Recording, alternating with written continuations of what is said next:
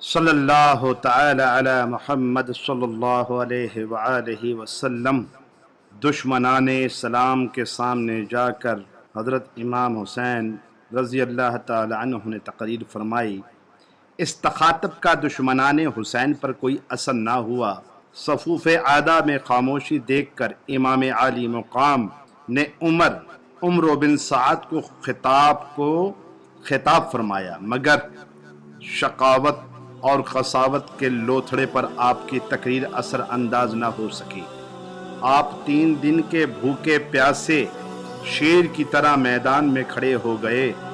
ذوالفقار حیدری میان سے نکالی، جنگ شروع ہو گئی۔ ذوالفقار حیدری کی برش نے دشمنوں کے حواس باختہ کر دیے۔ شمر العین نے یہ نظارہ دیکھ کر آخری حلہ بول دیا۔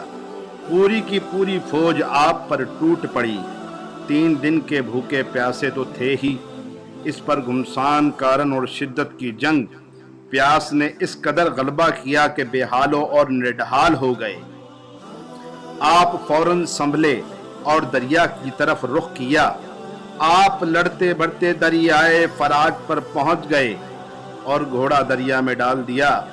ابھی آپ نے پینے کے لیے پانی چلو میں لیا تھا اور پینا چاہتے تھے کہ یکا یک سامنے سے ایک تیر آ کر لبے ہائے مبارک پہ پیوست ہو گیا۔ آپ نے پانی ہاتھ سے پھینک دیا، تیر کھینچ کر نکالا، خون سے منہ لبریز ہو گیا۔ کلیاں کرتے ہوئے دریا سے باہر نکل آئے۔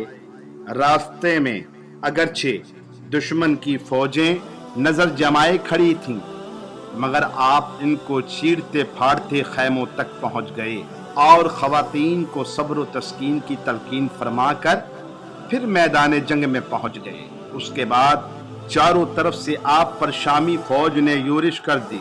آپ تنہا 6000 شامیوں کا مقابلہ آخر کب تک کر سکتے تھے، جس میں اطہر زخموں سے چور چور تھا۔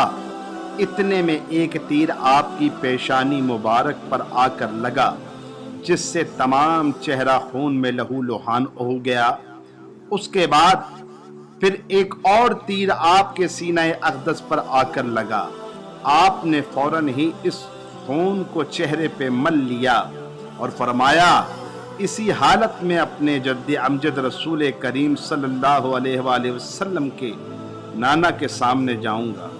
اس کے بعد چاروں طرف سے تلواروں کے پیہموار شروع ہو گئے، جس سے آپ گھوڑے پر نہ سنبھل سکے اور راکب دوش رسول زمین پر آ پڑے۔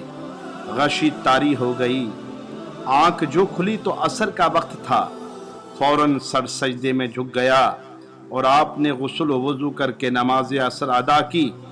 اشقیاء نے نماز کی حالت میں بھی آپ پر تلواروں کے وار کیے۔ آپ مزید زخموں سے بالکل ہی بے حال ہو گئے تھے۔ آخر شمر العین نے سینہ مبارک پر سوار ہو کر آپ کا سر مبارک تن سے جدا کر دیا اور آپ کے کپڑے اتار کر جسم اطہر کو برہنہ کر دیا۔ ہاتھ میں ایک انگشتری تھی، اتارنی چاہی نہ اتری تو تلوار سے انگلی ہی کاٹ دی۔ اس کے بعد عمر بن سعد نے 10 سواروں کو حکم دیا کہ فوراً سربریدہ حسین کی لاج کو رون ڈالو۔ چنانچہ اس ملعینہ وقت نے ناش مبارک پر گھوڑوں کو خوب دوڑایا، جس سے جسم مجروح کے تمام اعضاء علیحدہ ہو گئے۔ شکم مبارک سے آنتیں باہر نکل آئیں، پسلیاں پارا پارا ہو گئیں اور گوشت پوش پارا پارا ہو کر رہ گیا۔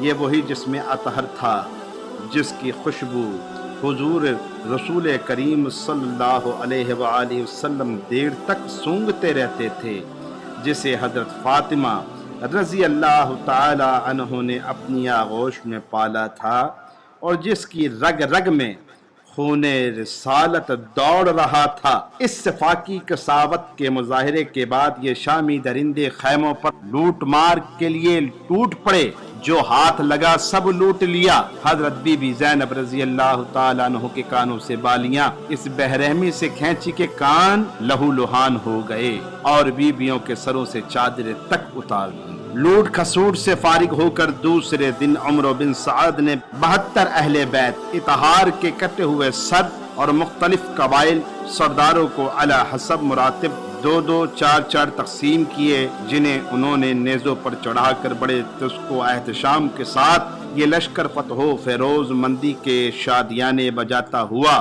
सरों को आगे आगे लिए चला। इसके हल्के में खानवादाए अहले बैत की खवातीन थीं जो ऊंटों की बरहिना पुश्त पर बंधी हुई। 12 मुहर्रम 61 हिजरी को ये मजलूम काफिला कूफा पहुंचा। इब्ने ज़ियाद मलऊन ने इजहार मुसर्रत के तौर पर एक दरबार मुनअकिद किया। तमाम मुक़द्दस कैदी सामने खड़े कर दिए गए और एक तश्त में सैयद शुहदा का सर रखा गया और हजरत इमाम रज़ी अल्लाह तआला अन्हु के दंदाने मुबारक पर छड़ी मारते हुए इब्ने ज़ियाद ने कहा, क्यों यही मुंह है जिससे तुमने खिलाफत का दावा किया था। इसके बाद इस मलून ने अपनी फतहो कामरानी पर शुक्र अदा किया। हजरत ज़ैद बिन अरकम रज़ी अल्लाह तआला अन्हु जो सहाबी रसूल थे दरबार में मौजूद थे, उन्होंने इब्ने ज़ियाद की इस फराना हरकत को देखकर बेताब होकर फरमाया, ओ बेअदब क्या करता है। बाखुदा मैंने हुजूर सरवरे कायनात सल्लल्लाहु अलैहि वसल्लम को शहीद करबला के लबहाए मुबारक को चूमते देखा है। ये फरमाकर आप रोने लगे। इब्ने ज़ियाद ने तैश में आकर कहा, मैं अभी तुम्हें कत्ल करा देता, मगर चूंकि तुम रसूलुल्लाह सल्लल्लाहु अलैहि वसल्लम के सहाबी हो इसलिए छोड़ देता हूँ।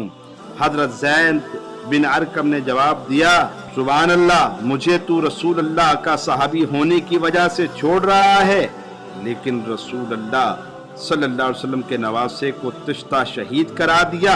ये कहकर हजरत ज़ैद उसके दरबार से चले गए। दरबार बर्खास्त करके इब्ने ज़ियाद जब मिंबर पे खुतबा इरशाद करने लगा तो अब्दुल्ला बिन अफीफ अज़दी ने कहा, ओ दुश्मन खुदा, तू झूठा, तेरा बाप झूठा, तुझे जिसने अमीर बनाया वो झूठा और उसका बाप झूठा। इब्ने ज़ियाद ने इस कलमाए हक की पादाश में हजरत अब्दुल्ला बिन अफीफ को दार पर लटका दिया और इनके अलावा 6 और मुसलमान भी अहले बैत की मोहब्बत की पादाश में शहीद करा दिए गए।